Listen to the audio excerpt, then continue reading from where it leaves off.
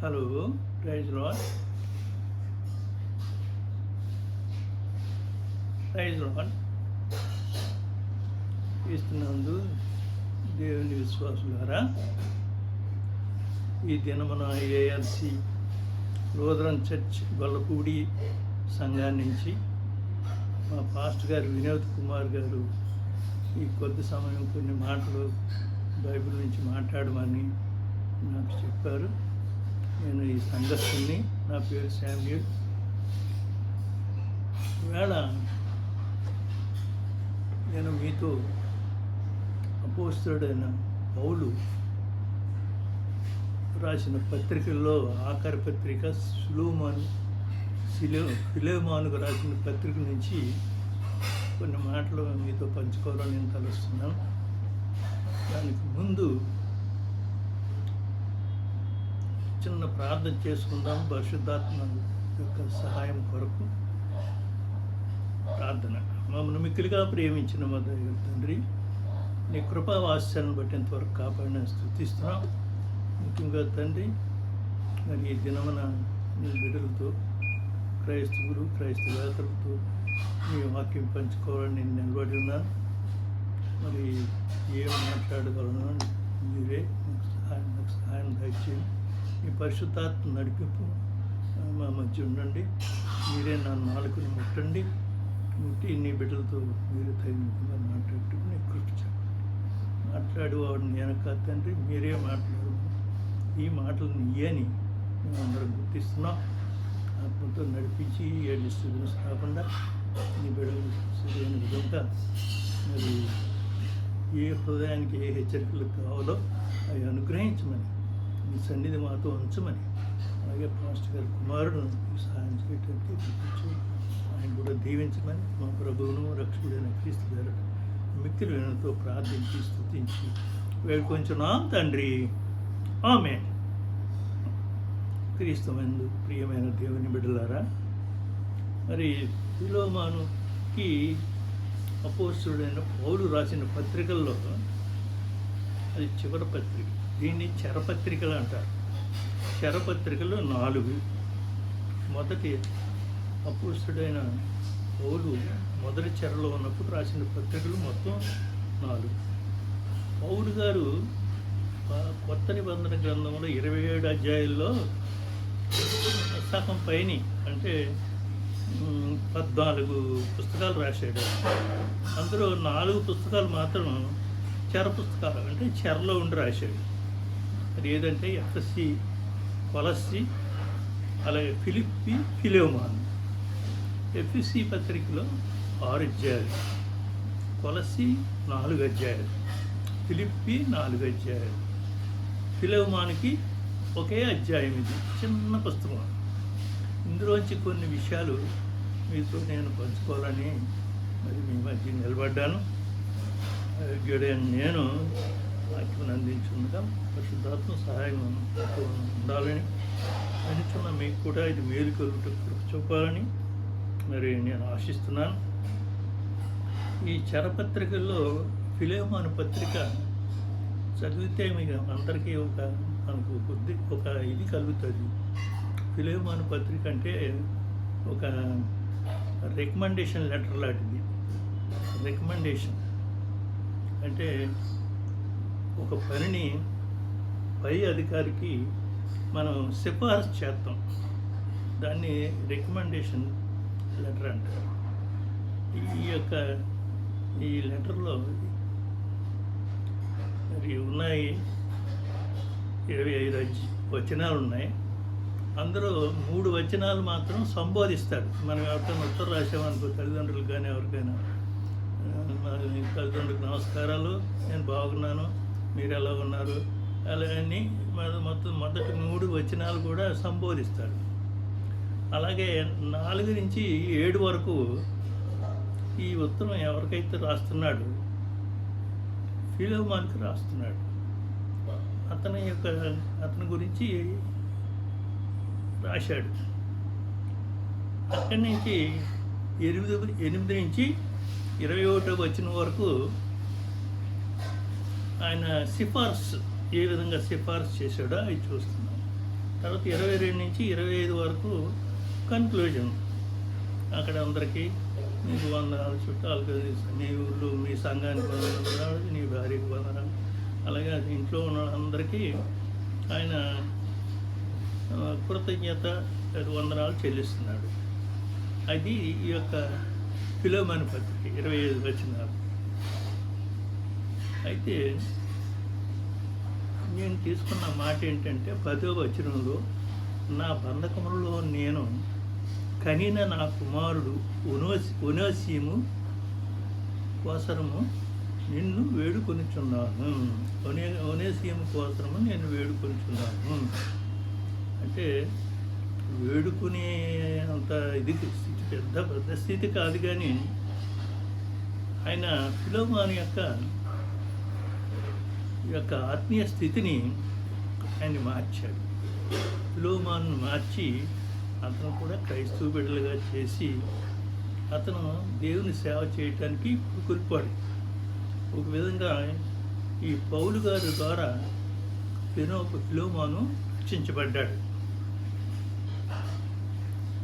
ఫిలోమోను అంటే అర్థము మరి ముద్దు పెట్టువాడు అని అర్థం. ఫిలోమోను అంటే ముద్దు పెట్టువాడు. అయితే సౌలు అంటే అర్థం, పౌలు అంటే అర్థం చిన్నవాడు, అంటే పొట్టిగా ఉంటాడు కాబట్టి చిన్నవాడు. పౌలు అంత ముందు పేరు, ఆయన పుట్టినప్పుడు పెట్టిన పేరు సౌలు.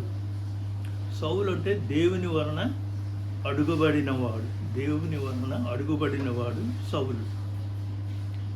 ఈ యొక్క పౌలు ఎవరని మనం ఆలోచిస్తే, ఈ యొక్క పౌలు యొక్క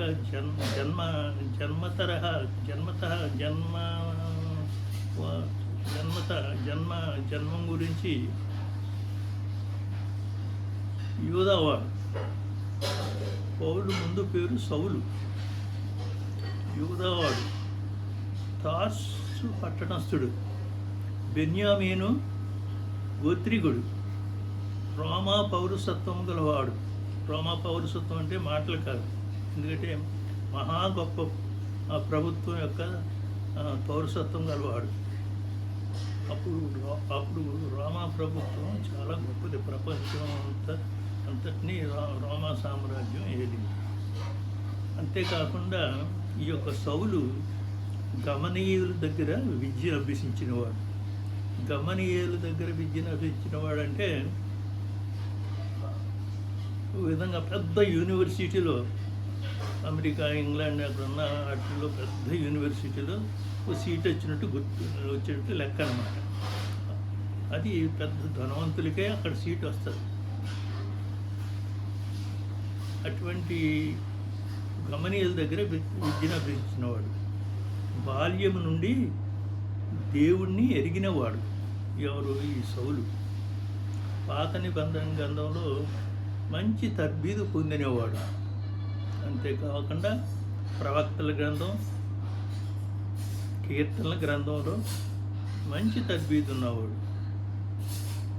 ఇతనికి మతం అంటే చాలా ఆసక్తి, మతాసక్తి, మంచి ధైర్యము కలవాడు, హృదయము విశాల హృదయం కలవాడు. మనిషి పుట్టడే కానీ 4 అడుగులు 9 అంగుళాలు ఉంటాడట. అంటే మన భుజాల దాకా వస్తాడేమో. అంటే పుట్టువాడైనా గట్టివాడు, దయారసములు కలిగినవాడు, సకల శాస్త్రములు అందు ప్రావీణ్యత కలవాడు, సన్హెడ్రిన్ సభ సభ్యుడు. సన్హెడ్రిన్ సభ అని అప్పుడు రోమేల దగ్గర ఉండేది. అందరూ 70 మంది సభ్యులు ఉంటారు. అందరూ సభ్యత్వం రావాలంటే చాలా గొప్ప జ్ఞానం కలివాడై ఉండాలి. అటువంటి వారికే అందరూ సభ్యత్వం వస్తారు. అటువంటి గొప్ప వ్యక్తి ఇతను. ఎవరు? సౌలు. పౌలుగా మారకముందు ఇతని పేరు సౌలు అని కూడా చెప్పారు. ఈ యొక్క సౌలు ఎప్పుడైతే దేవుని ప్రజల్ని హింస పెట్టడానికి మొదలుపెట్టాడో అప్పటి నుంచి మరి వీళ్ళు ఇశ్రాయేలు ఈ మన దేవుడైన యెహోవా దేవుడిని విడిచిపెట్టి కొత్తగా క్రీస్తుని వీడు వెంబడిస్తున్నారని క్రైస్తవులని అందరినీ బాధించడం మొదలుపెట్టాడు. అంటే ఇతనికి పాత నిబంధన గ్రంథంలో ఉన్న దేవుడే వారు దేవుడని వాళ్ళు అప్పుడు కొలిచేవారు. మెస్సియా అన్నప్పుడు ఎవరో ఎప్పుడో వస్తాడని ఊహించారు. యేసు ప్రభువే మెస్సియా అని వాళ్ళు గమనించలేదు. ఈ యొక్క సౌలు చెప్పాను, దేవుని వలన అడుగుబడిన వాడు ఈ సౌలు. మరి యెరూషలేము సంఘాన్ని ఎంతో కీడు చేశాడంటే ఏ సంఘాన్ని? యెరూషలేము క్రైస్తవ సంఘాన్ని. అపోస్తలుల కార్యములు 9వ అధ్యాయం 13, 14 వచనంలో చూస్తే ఇవి ఉంటుంది. యేసు నామమున బంధించుటకు, యేసు నామమున ప్రార్థించే వారిని బంధించుటకు ఆయన మరి అధికారుల దగ్గర మరి ఆయన అధికారం పొందినవాడు. స్టెఫెను చావుకు కూడా సమ్మతించినవాడు. ఇంటింట వెళ్ళి పురుషులను స్త్రీలను ఈడ్చుకొని పోయి చెరసాలలో వేసి సంగమును పాడు చేసినవాడు. అపోస్తలుల కార్యం 8:3 ఉంది ఈ యొక్క మాటలు. క్రీస్తు శిష్యులకు బెదిరించుచు హత్య చేయుటకు యెరూషలేము నుండి దమస్కునకు కూడా వెళ్ళుటకు పత్రికలు అధికారుల యొక్క తీసుకుని ప్రయాణమయ్యాడు. అంటే క్రైస్తవులు అంటే ఇతనికి ఈ సౌలుకి పడదు. ఇంకా ఎవరో మెస్సేజ్ వస్తారని ఆయన గురించే కనిపెడుతున్నారు, కానీ యేసు ప్రభువు క్రీస్తే మెస్సేజ్ అని వీరు గ్రహించలేదు. ఇతను కూడా గ్రహించలేదు. అప్పుడు ఇతను పెద్దల దగ్గర క్రీస్తు శిష్యులను బెదిరిస్తూ హత్య చేయొచ్చు, యెరూషలేము నుండి దమస్కు వెళ్ళుటకు పత్రిక తీసుకుని వెళ్ళే సమయంలో ఆ దమస్కు మార్గంలో అకస్మాత్తుగా ఇతనికి ఒక వెలుగు ప్రకాశించి, ఆ వెలుగులో సౌలా సౌలా నీవేళ నన్ను హింసించున్నావు, నీవెవరు అని హింసించున్నావు అని ఒక ప్రశ్న వస్తే, ఒక శబ్దం వస్తే, ఈయన నీవెవరు అన్నాడు. అప్పుడు యేసు అన్నాడు, నీవు హింసించున్న యేసును అని ఎప్పుడైతే చెప్పాడో ఇంకా సౌలుకి 3 దినాల వరకు చూపు లేదంట. తర్వాత పశ్చాత్తాపడి, నేనే నీకు ఇంత అన్యోన్య నీ ఎదుట అతిక్రమం చేశాను అని కన్నీరు విడిచి తన పాపమును అక్రమములు ఒప్పుకొని వాటిని విడిచిపెట్టి మరి అననీయ ద్వారా ప్రార్థించబడి కన్నులు పొరల వంటివి రాలగా దృష్టి పొందెను. తర్వాత బాప్తిస్మం పొందినేను అని అపోస్తలుల కార్యములు 9వ అధ్యాయం 17-18 వరకు మనం చదివితే, అపోస్తలుల కార్యములు 9వ అధ్యాయం 17-18 వరకు చదివితే మనకు అందులో ఉంటుంది. అప్పుడు యేసే దేవుడని అతను ప్రకటించాడు. అప్పుడు తెలుసుకున్నాడు యేసే దేవుడని. అప్పటి నుంచే అతన్ని సౌలుగా కాకుండా పౌలుగా పిలువబడ్డాడు. అప్పటి నుంచి దేవుని ప్రేమను పొందాడు. అంతేకాకుండా ఇటువంటి గొప్ప వ్యక్తి ఈ యొక్క సౌలు. ఈ సౌలు దేవుని వాక్యం ప్రకటిస్తున్నాడని ఈయన్ని చెరలో వేశారు.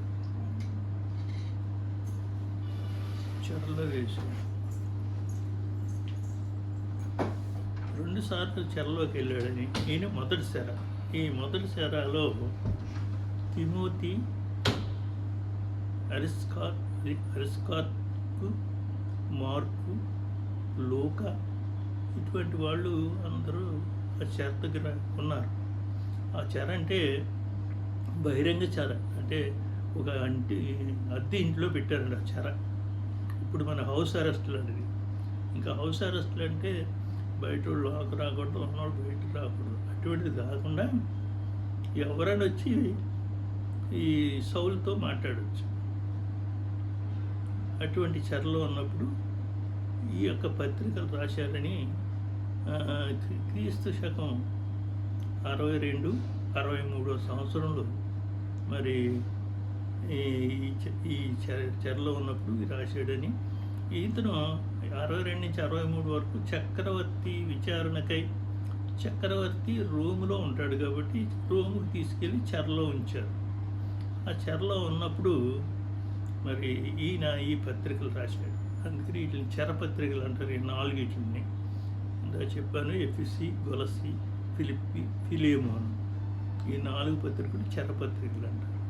మిగిలిన 14 పత్రికలు మామూలు పత్రికలు. మొత్తం మరి ఆ 14 పౌలు రాసినయే. బైబిల్లో సగం ఈ కొత్త నిబంధనలో మరి 27 అధ్యాయాల్లో సగం వరకు ఈయనే రాశాడు, సగం పైనే. ఇదొక చెరపత్రిక. ఇంకా రెండో చెర ఉంటుంది, ఇంకా కఠినమైన చెర. అది 67 క్రీస్తు పుట్టాక 67వ సంవత్సరంలో ఆ చెరకు కూడా వెళ్ళాడు. ఇటువంటి పౌలు మరి ఎఫెసులో ఉన్నప్పుడు ఇతను ఒనేసిము అని ఈ కొలస్సీ పత్రిక కొలసీకి వెళ్ళి కొలసీకి వెళ్ళి అక్కడ ఫిలేమోను అని ఒక శిష్యుడిని చూచి, అతడు ఫ్రిగియాలోని కొలస్సీ పట్టణస్థుడు. ఈ యొక్క ఫిలోమాను అంటే ఇందాక అర్థం చెప్పాను, ముద్దు పెట్టుకొనువాడు. కనుక ఇతను ఒక వ్యాపారి, బాగా డబ్బులున్నవాడు కనుక చాలామంది పనివారు ఉంటారు ఇతనికి. ఇతని భార్య పేరు అప్పియ, కొడుకు పేరు హర్షప్పు. ఈ యొక్క ఫిలోమోను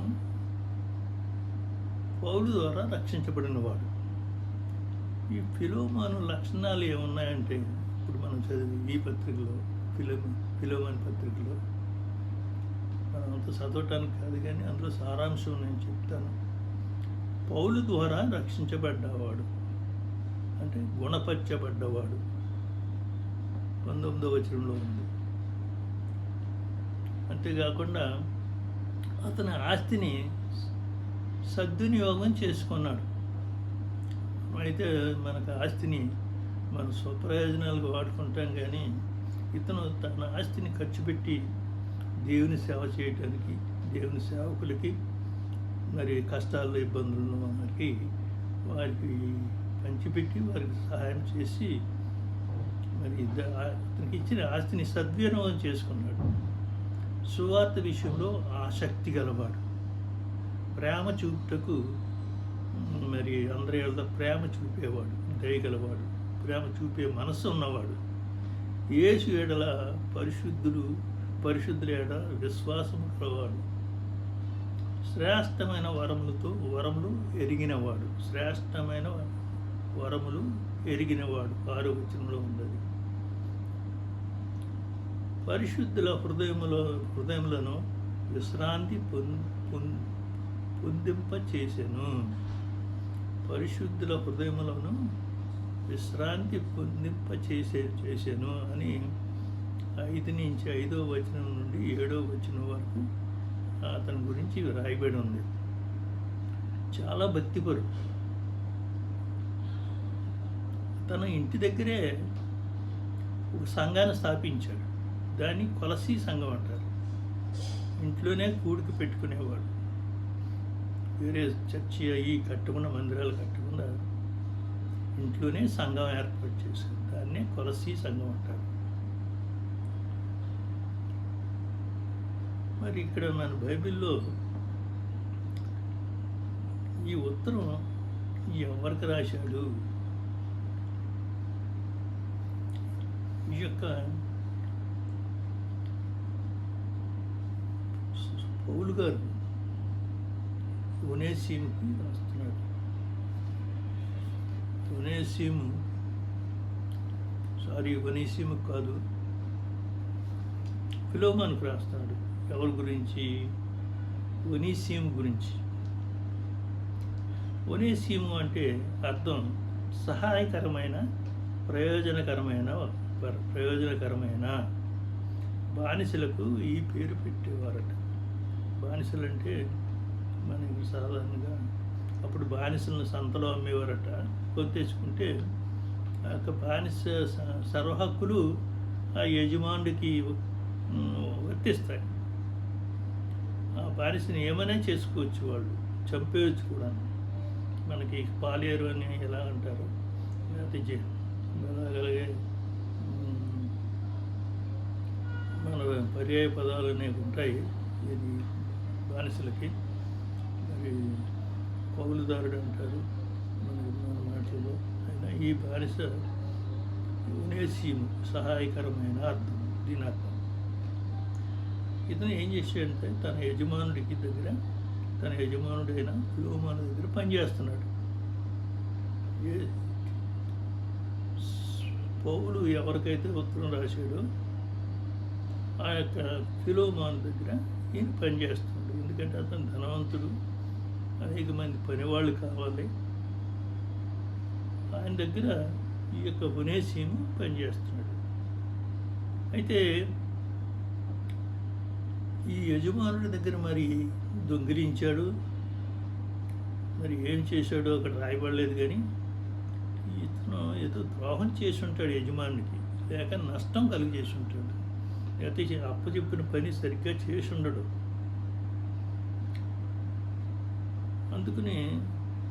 అందుకని యజమానుడికి మొహం చూపించలేక, ఫిలోమోనుకి మొహం చూపించలేక కొలస్సీ నగరం నుండి ఈ ఒనేసీము రోమాకు పారిపోయాడు. కొలసీ నుండి రోమాకి 100 మైళ్ళు దూరం.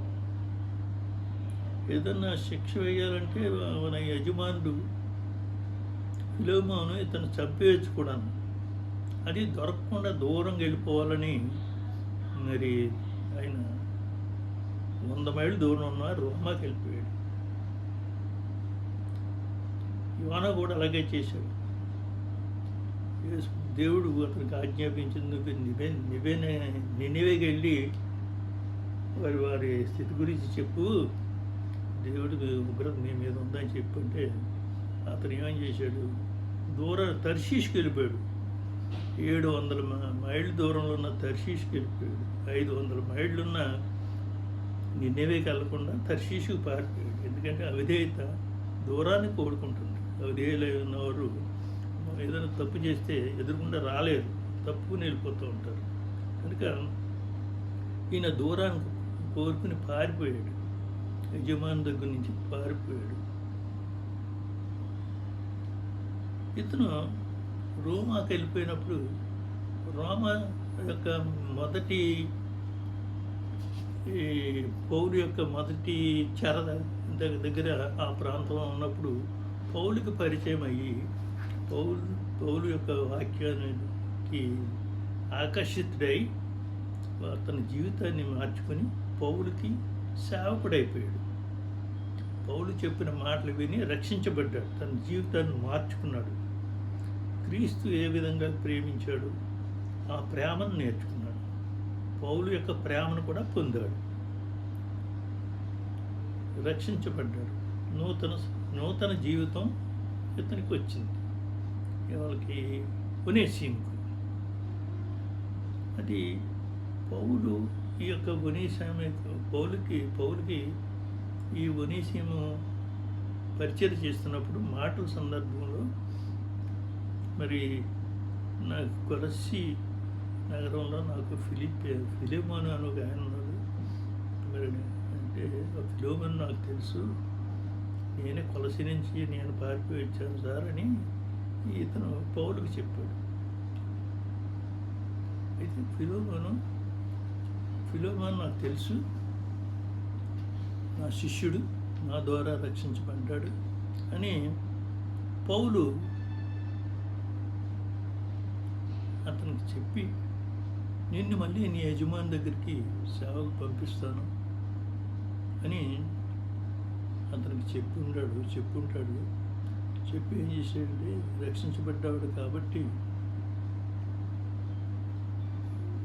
ఇతను అతని దగ్గరికి, యజమాని దగ్గరికి వెళ్తే బాగుంటుందని అతను ఏం చేశాడంటే, ఒక రికమెండేషన్ లెటర్ రాస్తూ పౌలుకి, ఫిలోమాన్కి ఈ యొక్క ఫిలేసియం గురించి ఫిలోమాన్కి ఈ లెటర్ రాస్తున్నాడు. ఇది ఈ ఫిలోమాన్కు రాసిన పత్రిక, ఈ చెరలో నుండి రాస్తున్నాడు.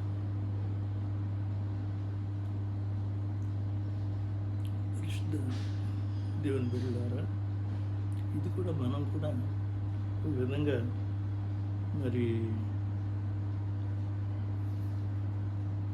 మనం కూడా ఈ యొక్క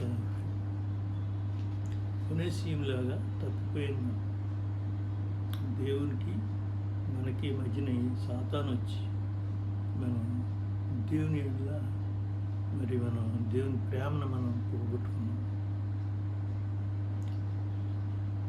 కనుక దేవుడు కూడా మనకి అదే పని చేశాడు. రక్షణ మార్గం చేశాడు. మీరు నేను పొందవలసిన శిక్షణ ఆయన అనుభవించి ఆ యొక్క పాప భారాన్నంతా తీసివేసి నీకును నాకును ఉన్న మధ్య యొక్క ఎడబాటుని మరి క్రీస్తు మనకి ఆ యొక్క కార్యం చేశాడు. అందుకనే కొలస్సీ 2:15 మాట్లాడబడింది, దేవుడు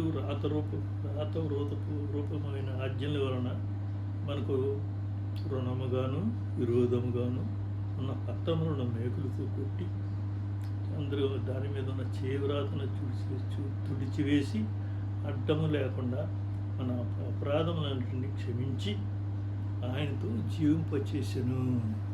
ఈ విధంగా దేవునికి, నీకు, నాకు, మనందరికి ఉన్న ఎడబాటుని క్రీస్తు ద్వారా మనందరినీ ఏకం చేశాడు. మనకు అడ్డం లేకుండా చేశాడు. కనుక ఆ విధంగానే మరి పౌలు ఈ ఫిలోమానికి ఒక ఉత్తరం రాసి ఆ సమయంలోనే మరి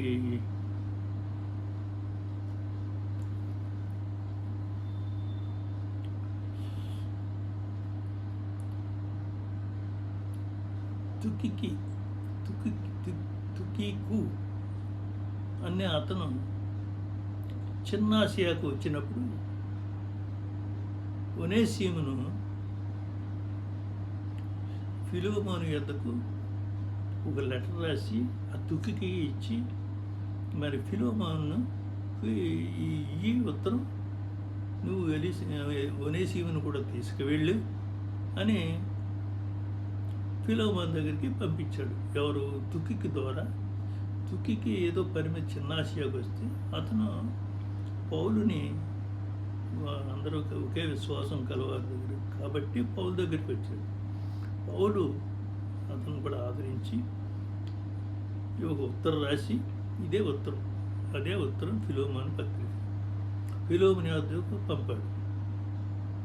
ఇది కొలస్సీ 4వ అధ్యాయము 7 నుంచి 9 వరకు వచ్చిన అందరూ రాయబడి ఉంది. ఈ లేఖలో ఈ లేఖ ఎంత అపీలింగ్గా ఉన్నదో చూడండి.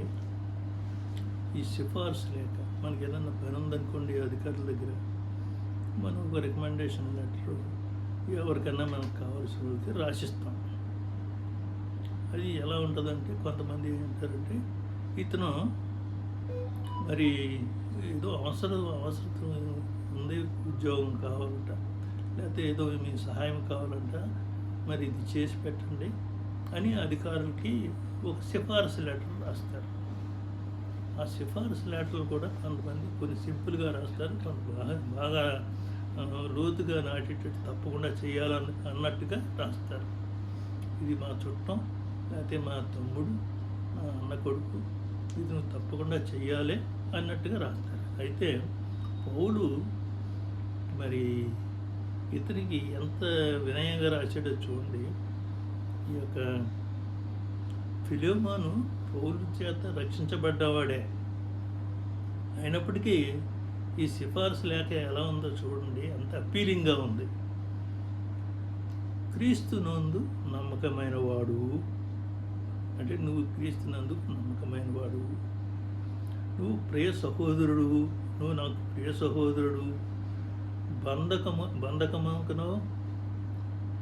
బంధకములో అన్న నా యొక్క బంధకములో నేను కరిణ నా కుమారుడు 10వ వచనంలో. ఇతను క్రీస్తు యందు నమ్మకం కలవాడు. ఎవరు యోనేసి మునుపు నీకు నిష్ప్రయోజకుడే, ఇప్పుడైతే నా ప్రాణము వంటి వాడు, నా పిల్లవాని వంటి వాడు. చూడండి, మునుపు నీకు నిష్ప్రయోజకుడే అయినప్పటికీ అతను మారిపోయాడు. నీకును నాకును కూడా ఇప్పుడు ప్రయోజకుడు.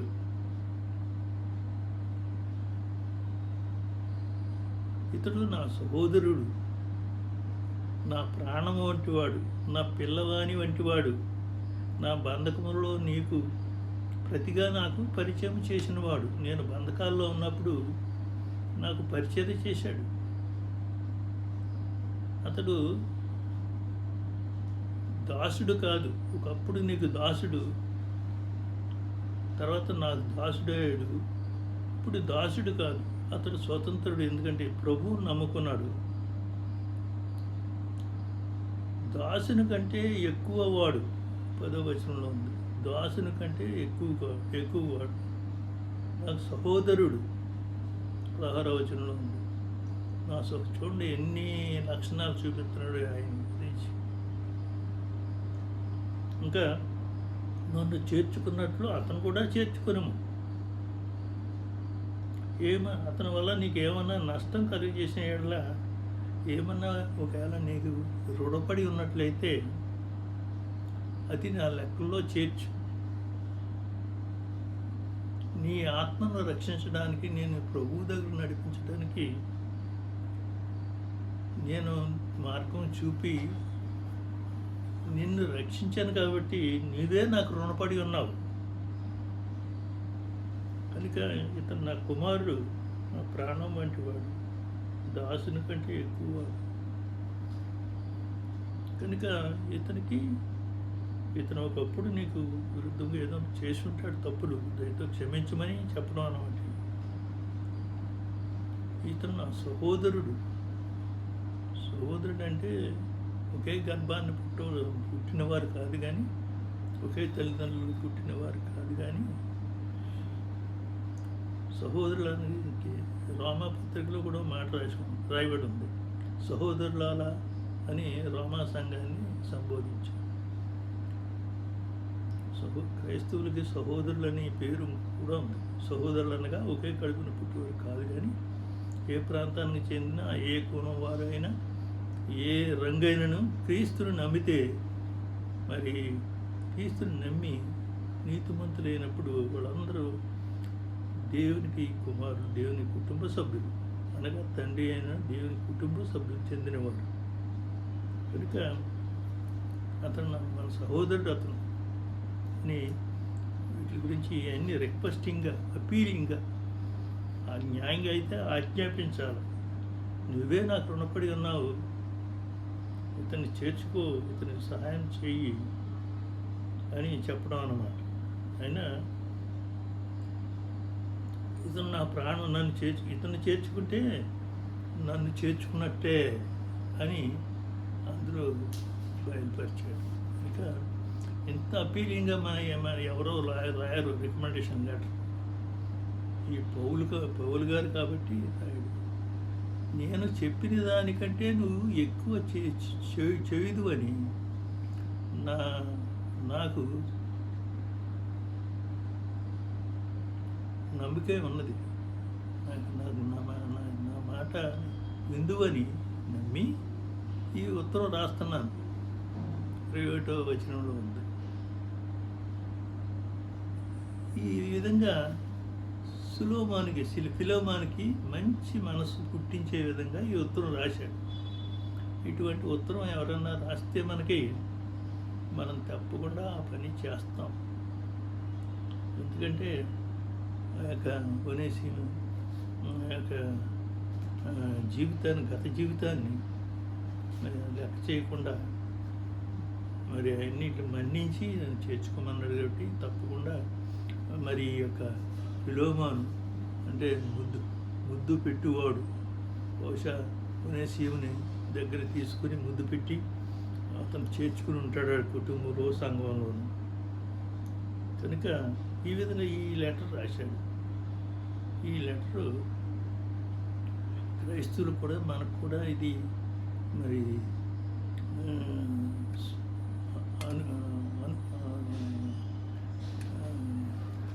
ఈ లెటర్ మనకు కూడా చెందుతుంది. మనం కూడా క్రీస్తులో రక్షించబడి క్రీస్తును నమ్ముకున్న వారం అయితే యేసు ప్రభు వారు కూడా నాకు ఈ విధంగానే ఈ ఫిలోమోన్కి పౌలు ఏ విధంగా రాశాడో అలాగే యేసు ప్రభు వారు మనందరి రక్షణార్థమై ఆయన దేవునితో సమానమైన భాగ్యమును కూడా తృణీకరించి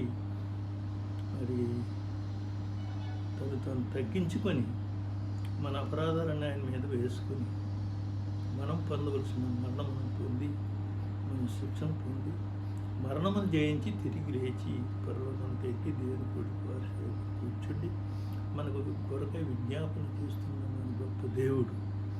మన యొక్క ఈ విధంగా మన పాపముల వల్ల ఆయన చనిపోయి తిరిగి లేచి మనకు గొప్ప రక్షణ మార్గం ఇచ్చాడు. నీవు నేను కూడా ఒనేసిము వలె దేవుని నుండి పారిపోయిన వారు లేక తప్పిపోయిన వారు, దేవునికి దూరస్థం అయిపోయాం, సాతానికి దగ్గరైపోయాం. కనుక మనకి దేవునికి మధ్యన సమాధానము లేదు. ఆ యొక్క విరుద్ధం అయిపోయాం మనం దేవునికి. కనుక క్రీస్తు దేవునికి మనకి మధ్యన సమాధానం అనుగ్రహించాడు. పౌలు ఒనేసిమునకు ఫిలోమానుకు మధ్యవర్తిగా ఉండి వాళ్ళిద్దరిని సమాధానపరిచాడు. మధ్యవర్తి అయి ఉన్నాడు. కనుక క్రైస్తవులైన మనము ఈ యొక్క దేవునికి దూరం అయిపోయిన మనం ఒనేసిము వలె పారిపోయి తప్పిపోయిన మనం క్రీస్తు మనకి మధ్యవర్తిగా ఉండి మనం పొందవలసిన శిక్షణ అనుభవించి మనకు రక్షణ మార్గం అనుగ్రహించాడు. కనుక క్రైస్తవులైన మనం ఎఫెసీ పత్రికలో రాయబడినట్టు 2:14 ఆజ్ఞలు ధర్మశాస్త్రం ఏది నెరవేర్చలేకపోయానో ఎఫెసీ 2:14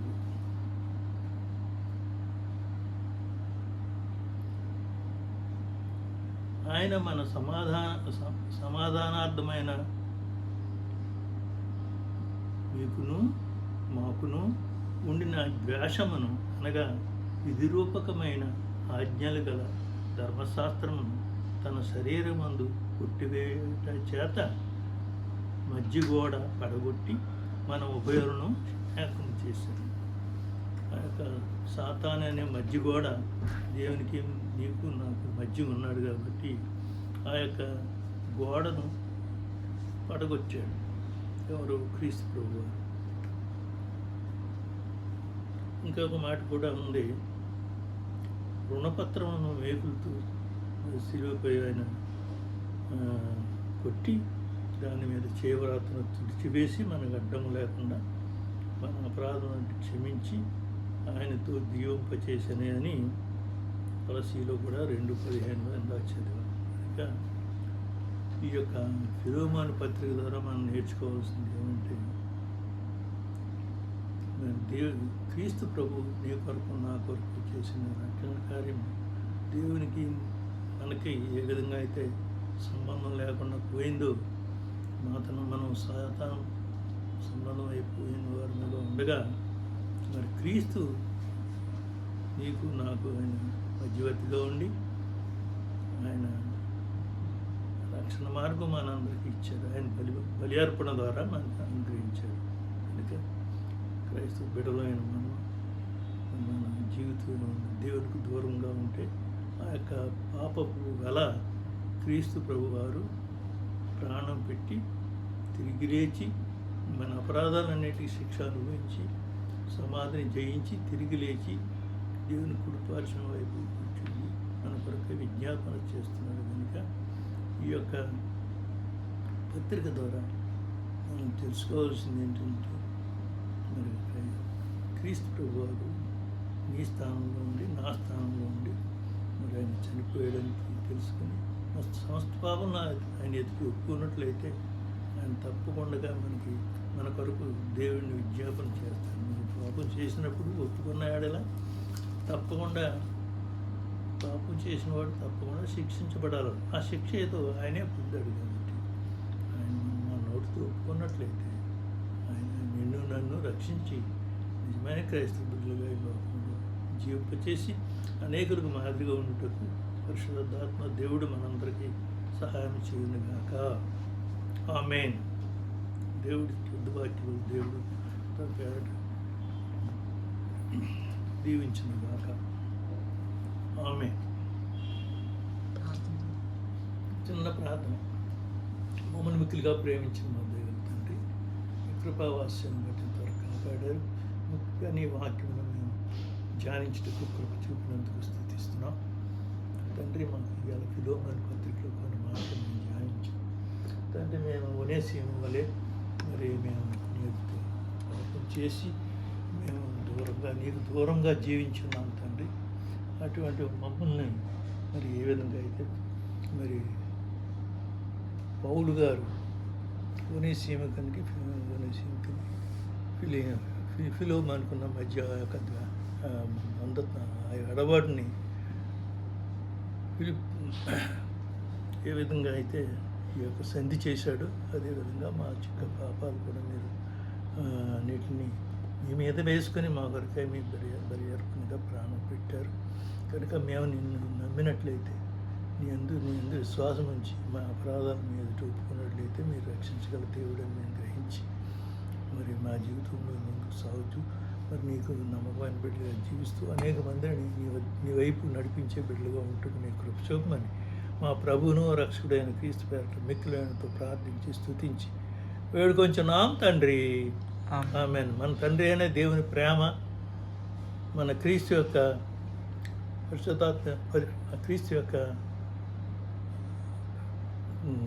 కృప, పరిశుద్ధాత్మ యొక్క సహాయం మనందరికీ తోడుగా ఉండునుగాక. ఆమేన్.